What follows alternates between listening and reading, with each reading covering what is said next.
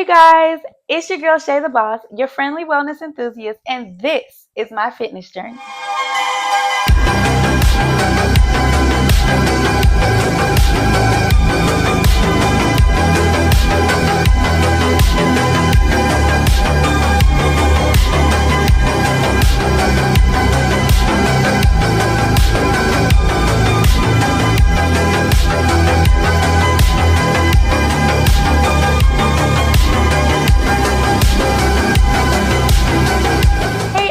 And welcome back. And if you're new here, welcome. Great to have you. I want to start this video like I start every other video, and that's with a little gratitude. So thank you so much for spending your time and your energy with me. And I am so appreciative of you allowing me to be in your space today. Thank you. If you're new here and you would like to start from the very beginning of my journey, I've placed a link to that video in the description box below. Okay, so in this video, we're continuing our theme on mindset because mindset plays a crucial role in setting and pursuing new goals, no matter what those goals are. If it's fitness, like me, if it's nutrition, or wanting to start a new career, or getting into some type of educational program, or just wanting to start a new hobby. Mindset can make or break the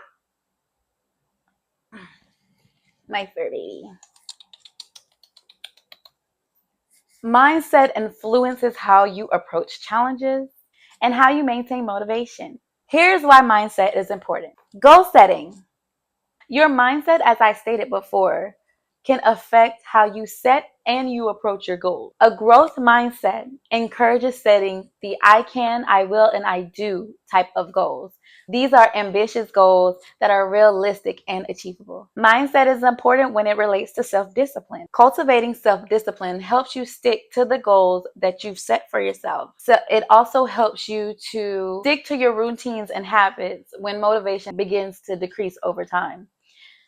This creates a consistent pattern, which leads to consistent progress over time. Mindset is important in regards to focus and motivation. A strong and focused mindset keeps you motivated and on track towards your goal. Accountability. I know a lot of people don't like that word. Being accountable to yourself and others fosters a sense of responsibility and commitment to your goal. This helps you to stay true to your intentions and track your progress. Resilience and mindset. Oh my God. A positive mindset can help you stay resilient in the face of setbacks and obstacles, and the many obstacles that we face in this thing that we call life. And then the type of mindset can also shift your perspective, and instead of looking at these challenges as something that's happening to you, you embrace these challenges as something that's happening for you. Mindfulness is so needed when you are considering your mindset. Practicing mindset helps you to stay present in each moment. Making intentional choices that align with your goals can come from practicing mindfulness.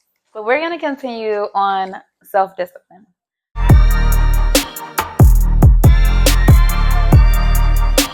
Mindfulness and self-discipline are closely interconnected and often work together to help you achieve your goals. Here, I'm going to tell you how they're closely related and how they coincide with each other, okay? So actually having a good positive mindset is the foundation for self-discipline. It's like you can't have one without the other. You can't have the mindset without self-discipline, and you can't have the self-discipline without the mindset. So a positive growth mindset provides the foundation for self-discipline. Believing that your efforts will lead to improvements and success makes you more likely to stick to your plans, even when times get challenging. When you have that growth, positive mindset coupled with self-discipline, you overcome temptations. Self-discipline involves resisting short-term distractions and temptations. A focused mindset helps you stay committed to your long-term objectives and strengthens your ability to resist instant gratification, which could derail your entire progress. In this video, we will cover some tips and some tricks to help you build self-discipline in your life. So the first tip is to know your strengths and weaknesses. We all have areas where we excel and areas where we struggle. Acknowledging your weakness is powerful for building self-discipline. For example, I love to sleep, so I make sure to keep my alarm away from my bed and in the bathroom to avoid hitting the snooze button.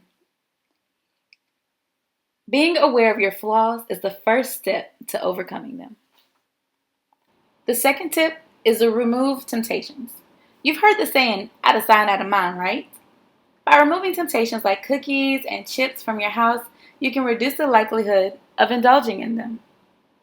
This simple change can supercharge your self-discipline. Our last tip is to set clear goals and have an execution plan. If you fail to plan, you're planning to fail. I know you've heard that one before. Start with a clear vision of what you want to achieve. Prioritize your goals and create a solid plan with clear time-bound steps. Don't forget to craft a motivating mantra to keep you on track and stay focused. All right, now we're going to talk about a few tricks to help you build self-discipline in your daily routine. Prioritizing yourself is a form of self-discipline, which is also a form of self-love. For example, Mr. Smith, Will Smith to be exact, once shared a valuable lesson about prioritizing oneself. Let's check that clip out here real quick. In the last post, we were talking about self-discipline. So I wanted to go into that a little farther. I believe that self-discipline is the definition of self-love. That when you say that you love yourself, that means that you have behavior towards yourself that is loving. It's like you say to yourself, hey man, look, I know you want to eat that pizza and it'll be really good, but I can't let you eat that, man, because if you eat that pizza, you're going to feel like shit, and I love you too much to let you eat that. Personally, I love sleep, but I schedule my mornings to wake up really early. Sometimes I debate whether I should stay in bed or not, but I remind myself that I love myself too much to let my goals slip away from me. This self-talk helps me to get up and stay disciplined. Self-discipline often involves setting boundaries, whether that's in our diet, time management, or habits. By setting these boundaries, we're protecting ourselves from choices that may lead to regret or harm. In this way, self-discipline becomes a form of self-care, where we make decisions that nurture our physical, mental, and emotional health. All right, another trick that may sound trivial is making your bed. I know this sounds small, but it is a small habit that sets a positive tone for the day. It creates momentum and a sense of order. I learned this habit from my time in the military, where making the bed was the first accomplishment of the day. It was very small, but it was a task that contributed to a sense of order and made me feel more organized. If you make your bed every morning, you will have accomplished the first task of the day. It will give you a small sense of pride, and it will encourage you to do another task, and another, and another. And by the end of the day, that one task completed will have turned into many tasks completed. Making your bed is a discipline that reflects a commitment to self-care and intentional living. And lastly, review your goals daily. Remember why you started. Reviewing your goals both before bed and upon waking helps reignite your passion and drive. It keeps you connected to your why and reinforces the discipline needed to stay consistent, even during tough times. It's easy to get caught up in the daily grind, I know, and lose sight of the bigger picture. But by remembering why you started, you can rekindle your motivation and maintain your focus. I know that was a lot of information, but it's good information. So I got a few quick do's and don'ts just to keep in mind while building self-discipline. You do want to set clear and achievable goals. You want to define specific, measurable, realistic, and achievable goals to give yourself direction and purpose. You want to create and follow a routine. It's important to establish a consistent daily routine that will help and assist you with building discipline, self-discipline over time. You want to practice mindfulness. That is so important in these days. You want to stay present and make intentional decisions that are aligned with your first core values and your goals. And last but not least, the thing that a lot of us do not like to do is hold ourselves accountable. You want to regularly assess your actions and ensure that your actions are aligned with your goals. And if not, you adjust where needed. All right, now here are the don'ts, because I didn't want to come with the negative part first, but here are the don'ts. You don't want to rely solely on motivation. Motivation wanes over time, it goes away, and then sometimes we just really don't want to do it. So creating that self-discipline will overcome the times when you just don't feel like it, when the motivation is gone. Don't be too hard on yourself. Remember, we're human, and this is something new. So you might not get it right the first time. So be soft. Well, be nice to yourself when things don't turn out exactly as planned. Celebrate the little wins. Don't overcommit yourself. I know if you're a people pleaser or was a people pleaser like me, you would overcommit yourself to things that you just did not want to do. Don't do it. Don't do it. Don't overcommit yourself to people or to just situations that may be too much for you and you can't take that onto your plate right now. Don't surround yourself with distractions. Minimize factors that divert your attention from your goals. Like for me, it's video games. So I have to move all my video games into one room for a whole week. During the week, I'm working on my channel. Do not neglect self-care and rest. Rest is so important.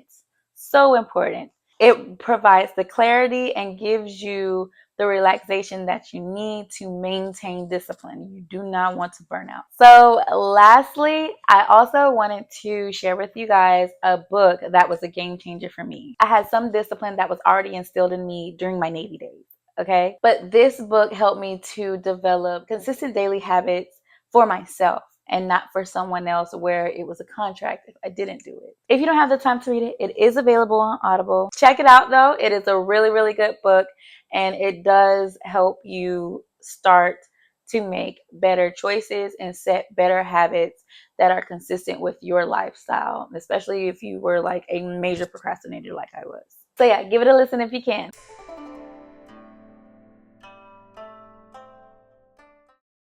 Hi you guys again. Thank you for watching my video. If you haven't already, please like, comment, and subscribe. Thank you so much. I really, really appreciate it. All right. Thank you. Love you. Bye.